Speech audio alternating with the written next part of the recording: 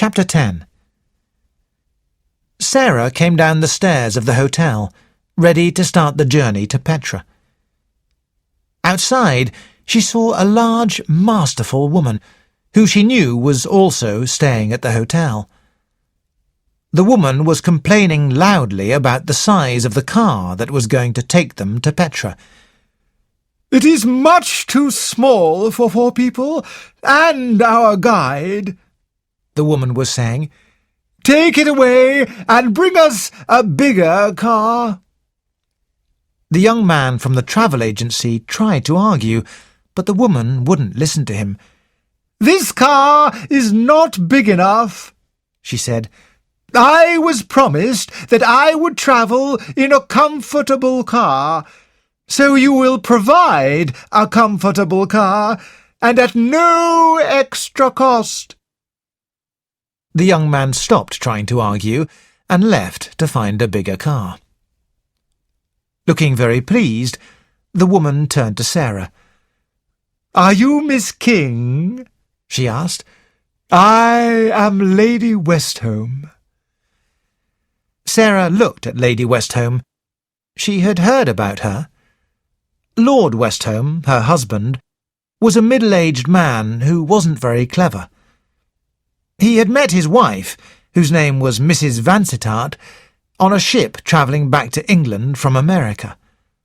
Soon afterwards they were married. When she realised that her husband was never going to be a success, the new Lady Westholme was elected as a Member of Parliament. She had strong opinions on everything, especially women's rights. She thought that women were just as good as men, and always thought that she knew best. Everyone respected Lady Westholme, but no one liked her. Just then, Dr. Gerard came out of the hotel, and Sarah introduced him to Lady Westholme. Then the 4th person going to Petra arrived. Her name was Miss Amabel Pierce, a little middle-aged woman with untidy grey hair. She seemed rather vague and indecisive. Lady Westholme took control. "Do you have a job, Miss King?" "I have just qualified as a doctor," replied Sarah. "Good," said Lady Westholme. "It is women who will achieve things in this world. I myself am very organised and efficient. Just this morning I told the manager how he could improve things in our hotel." Lady Westholme did seem to be efficient, because in 15 minutes a very large and comfortable car arrived. Lady Westholme told the driver the best way to arrange their luggage, and then they started the journey to Petra. After visiting the Dead Sea, they stopped for lunch at the city of Jericho.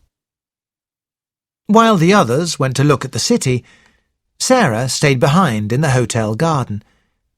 She had a headache and was feeling miserable.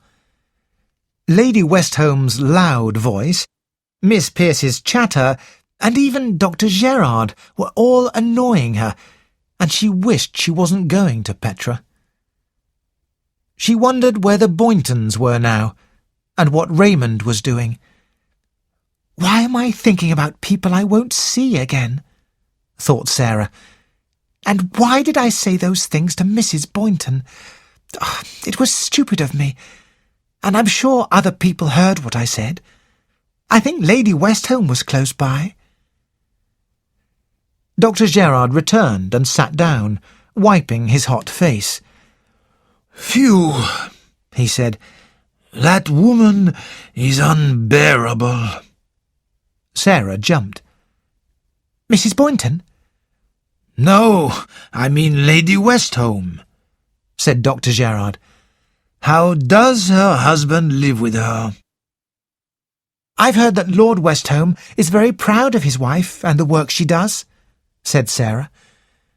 "Or perhaps he is pleased that her work takes her away from home," suggested Dr. Gerard.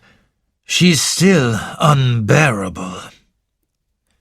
I just find her annoying," said Sarah. "She's so controlling and thinks she knows best. But Miss Pierce is annoying too. She's so vague and inefficient. She told me that she used to teach very young children.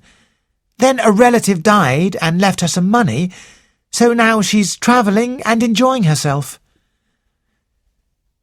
At this moment, the others returned, and after a short rest, they all got back in the car and continued their journey.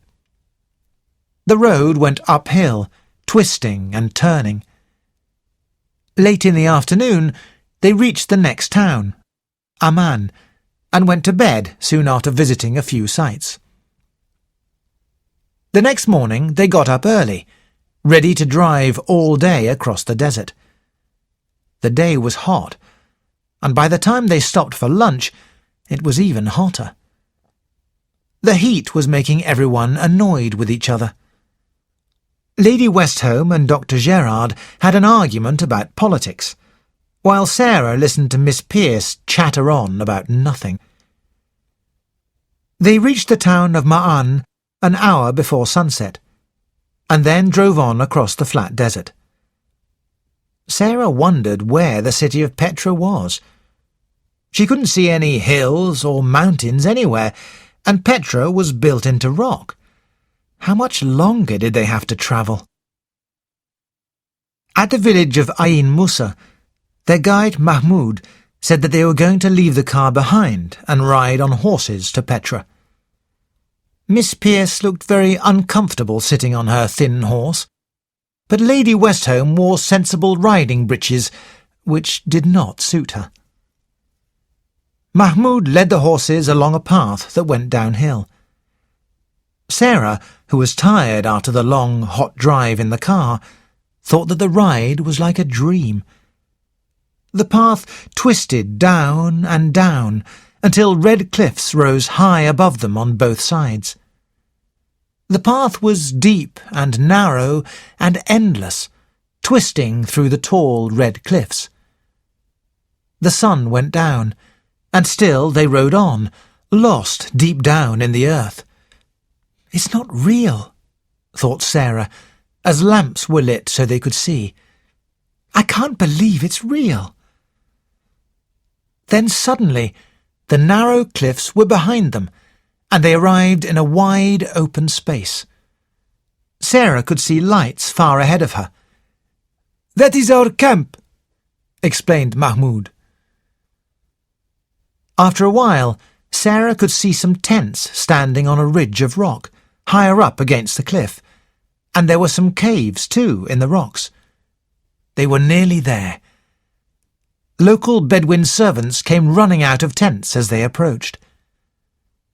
Sarah stared up at one of the caves. She could see something, or someone, sitting there. What was it? Was it a religious statue guarding the camp? Then Sarah's heart beat faster. She recognized the sitting figure and knew who it was. Mrs. Boynton.